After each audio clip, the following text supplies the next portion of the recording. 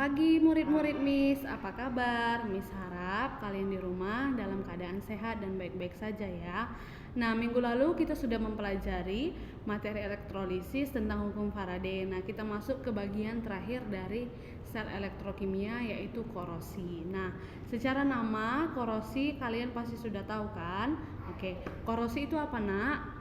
Korosi itu dikenal juga dengan perkaratan ya. Kita masuklah dulu ke materinya. Mengapa besi bisa berkarat?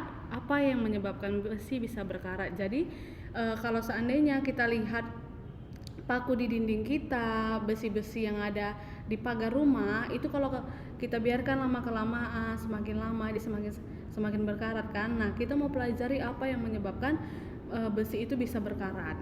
Jadi selama nanti Miss menjelaskan, Miss harap kalian bisa fokus dan berkonsentrasi dengan baik agar materinya tersampaikan dengan baik ya. Oke, kita masuk ke materinya. Nah, korosi merupakan reaksi redoks antara suatu logam dengan berbagai zat di lingkungannya, misalnya air dan udara, yang menghasilkan senyawa-senyawa yang tidak dikehendaki. Jadi korosi itu merupakan reaksi redoks antara logam dengan zat yang ada di lingkungan. Contohnya itu air dan udara. Nah, yang menghasilkan senyawa yang tidak dikehendaki itulah senyawa yang berkarat itu. Peristiwa korosi kita kenal dengan istilah perkaratan. Nah, reaksi antara logam dengan zat lain yang menyentuh permukaannya sehingga membentuk oksida logam. Nah, jadi berkaratnya itu karat itu namanya oksida logam atau nanti besi trioksida. Nah, selanjutnya kita masuk ke penyebab. Nah, penyebab korosi dipicu dari tetesan air yang ada di permukaan logam yang mengandung oksigen. Oksigen dengan air cenderung tereduksi, di mana reaksinya O2 ditambah H2O ditambah 4 elektron min menghasilkan 4 OH negatif. Sedangkan besi cenderung teroksidasi. Nah, airnya oksigen dari air tereduksi, besinya teroksidasi, terjadilah reaksi redoks ini tadi. Nah, besinya teroksidasi jadi dari Fe menjadi Fe2+ tambah 2 elektron. Nah, korosi pada logam seperti besi dapat dianggap sebagai peristiwa elektrokimia yang alami terjadi di alam ya.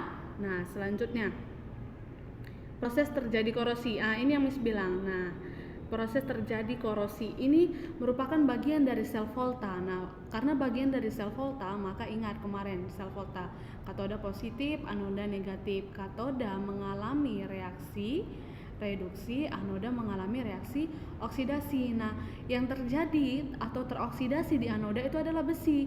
Besi yang tak bermuatan lama kelamaan teroksidasi menjadi Fe2+, dan katoda yang tereduksi adalah airnya ini tadi ya, O2 ditambah H2O tambah 4 elektron menghasilkan 4 OH negatif. Jadi reaksi selnya adalah 2 Fe solid ditambah O2 gas tambah 2 H2O liquid menghasilkan 2 Fe2 positif tambah 4 OH min. Nilai E0-nya berubah ya, dari E0 menjadi E0 sel. Nah, ion Fe itu Fe2+ kemudian lama-lama mengalami oksidasi lanjut. Oksidasi lanjut ini karena ada air dan udara tadi. Airnya adalah H2O, udaranya adalah oksigen.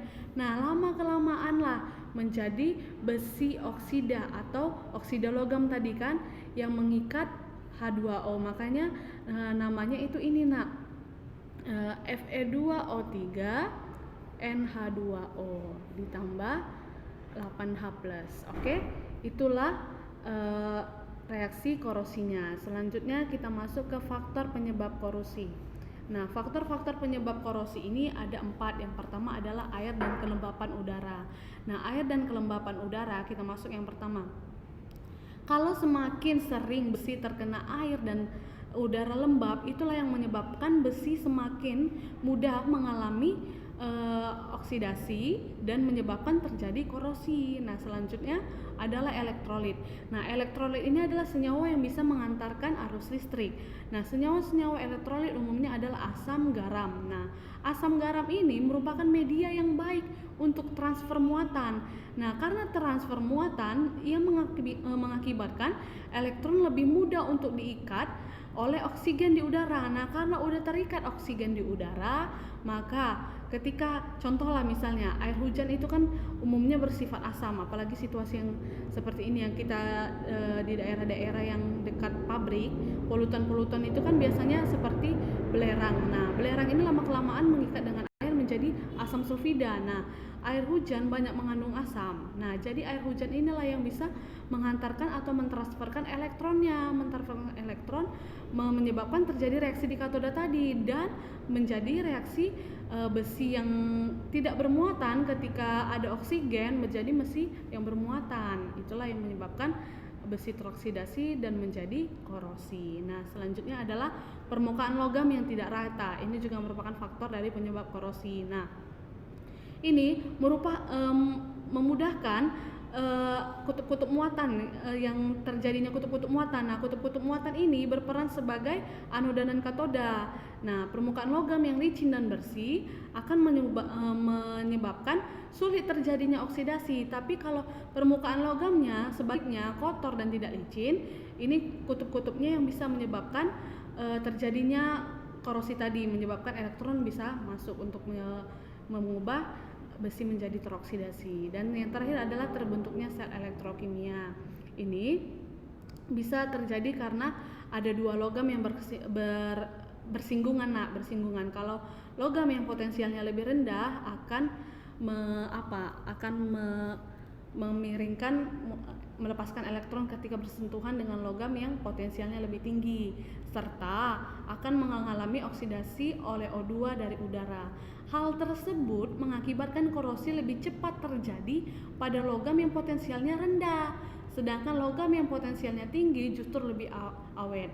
Contoh, paku keling yang terbuat dari tembaga untuk menyambung besi akan menyebabkan besi di sekitar pakunya itu bisa lebih berkarat dengan cepat.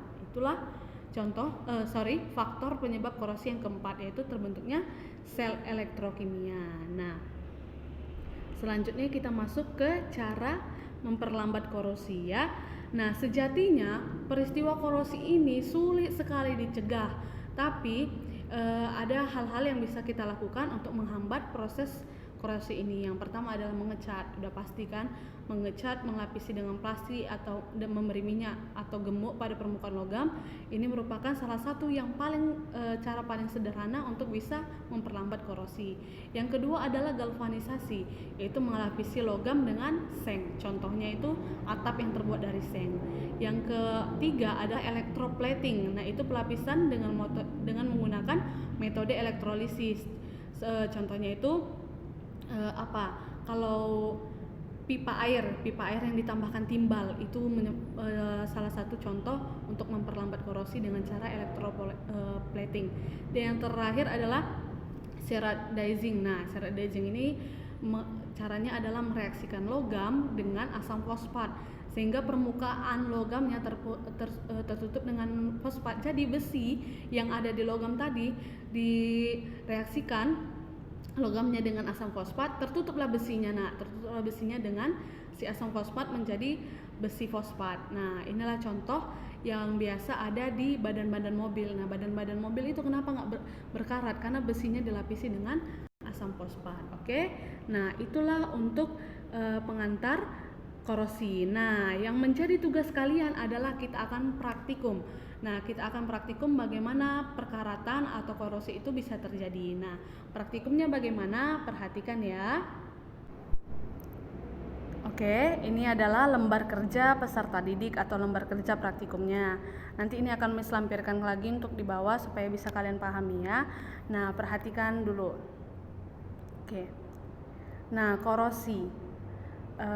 Ini adalah KD-nya, adalah menganalisis faktor yang mempengaruhi terjadinya korosi dan cara mengatasinya, dan mengajukan gagasan untuk mencegah dan mengatasi terjadinya korosi. Ini buat di bawah dulu ya. Nah, tujuan pembelajarannya melalui literasi dan percobaan, pembelajaran terkait korosi di dalam kehidupan peserta didik dapat menjelaskan apa yang dimaksud dengan korosi dan bagaimana proses terjadinya. Dan juga peserta didik bisa menganalisis faktor-faktor yang mempengaruhi proses korosi dan bagaimana menghambat korosi. Oke. Dan peserta didik mengetahui fenomena korosi di dalam kehidupan dan bisa menganalisis proses korosi melalui percobaan. Nah, percobaannya adalah yang pertama, Anak-anak Miss sediakan air wipol, air matang atau air yang biasa kita minum, minyak makan, air garam, dan air sabun atau sabun cair. Yang kedua adalah 6 botol air mineral plastik ukuran kecil berbentuk seperti gelas atau aqua gelas ya nak. Aqua gelas yang tidak ada isinya, yang udah kalian minum isinya, aqua gelas yang bening ya. Jangan botol air mineral yang kecil yang kayak botol-botol XT itu bukan, tapi yang dia bening ya. Dan paku 6 buah. Nah, yang belum terkontaminasi dan masih bersih. Nah, paku 6 buah ini pakai aja nak paku kayu yang ukuran 3 cm atau 5 cm ya. Dan karet gelang, karet yang biasa bungkus nasi sebanyak 5 sampai 10 buah. Yang terakhir plastik bening. Plastik bening ini bisa plastik yang biasa untuk plastik gula kiloan itu, atau plastik sampul buku pun nggak apa-apa, yang penting bening. Atau plastik yang kita pakai asoy itu pun nggak apa-apa, yang penting bening dan belum kotor. Oke. Nah, selama kalian menyediakan alat dan bahan yang kalian gunakan, jangan pernah lupa untuk mendokumentasikannya sebagai bukti kalian mengerjakan. Dan dokumentasi dan hasil percobaannya nanti bisa diedit, masukkan ke dalam Word ini. Kalau tidak bisa diedit, kalian rapikan, kalian buat video singkat ya. Nah, selanjutnya adalah prosedurnya. Yang pertama, siapkan alat dan bahan yang tadi Miss jelaskan. Yang kedua, masukkan air garam, air matang, air wipol, minyak makan, dan air sabun masing-masing ke dalam wadah tempat aqua gelas itu. Nah, jadi di aqua gelas itu masukkan 3/4 atau setengahnya. Contohnya, gelas pertama masukkan air garam setengah, baru gelas kedua air matang setengah gelas, baru yang ketiga air wipol setengah gelas, yang keempat adalah minyak makan setengah gelas, air sabun setengah gelas. Oke. Yang ketiga labeli masing-masing nak. Misalnya botol pertama air garam, tulis air garam, air matang, air wipol, minyak makan, dan air sabun. Yang keempat, masukkan satu paku yang bersih tadi ke dalam. Nah, masukkan pakunya harus terendam setengah ya nak, tidak seluruhnya. Jadi pakunya itu ditidurkan miring, pokoknya terendam setengah. Oke. Nah, setelah terendam setengah, itu kan ada 6 botol aqua gelas. Nah, di aqua gelas yang terakhir itu adalah wadah kosong, masukkan paku ya. Tuliskan aja itu wadah kosong, masukkan pakunya aja, nggak ada air sama sekali. Nah, setelah kalian labeli, kalian tutup dengan plastik bening yang Miss suruh tadi. Tutup plastik bening atasnya, baru ikat dengan karet. Erat ya nak, nggak, pastikan tidak ada celah atau tidak ada lubang yang bisa memungkinkan udara masuk ke dalam. Yang ketujuh, letakkan 6 wadah ini di tempat aman dan rata. Yang kedelapan, amati perubahan yang terjadi dari hari pertama sampai hari ketiga. Jadi Miss mau kalian 3 hari menganalisis atau berpraktikum mengenai proses perkaratan. Yang kesembilan, bukalah plastik yang menutupi wadah setiap harinya. Jadi setiap hari pertama, contoh kalian buatnya itu jam 6 sore. Jam 6 sore hari Selasa, kalian lihat lagi jam 6 sore hari Rabu. Itu berarti hitungan hari pertama, kalian dokumentasikan. Baru masuk lagi dari jam 6 sore hari Rabu ke 6 sore hari Kamis, itu hari kedua. 6 sore hari Kamis ke 6 sore Jumat, itu hari ketiga. Nah, lihat dan catat perubahan apa aja yang terjadi selama proses percobaan hingga hasil akhir. Nah, oke, dokumentasinya itu tadi bisa kalian edit langsung di file ini, nanti Miss kasih file di bawah, atau kalian buat file baru nggak apa-apa nak, buat Word atau kayak buat di kertas juga boleh, tapi kalian kalau di kertas harus ngeprint. Kalau Miss rasa kalian pandai lah mengedit, entah di dalam file atau background theme gitu, kalian buat hari pertama, hari kedua, hari ketiga. Oke. Nah, setelah kalian mengerjakan itu, kalian kerjakan lah ini LKPD-nya ya. 10 soal. Ini 10 soal singkat.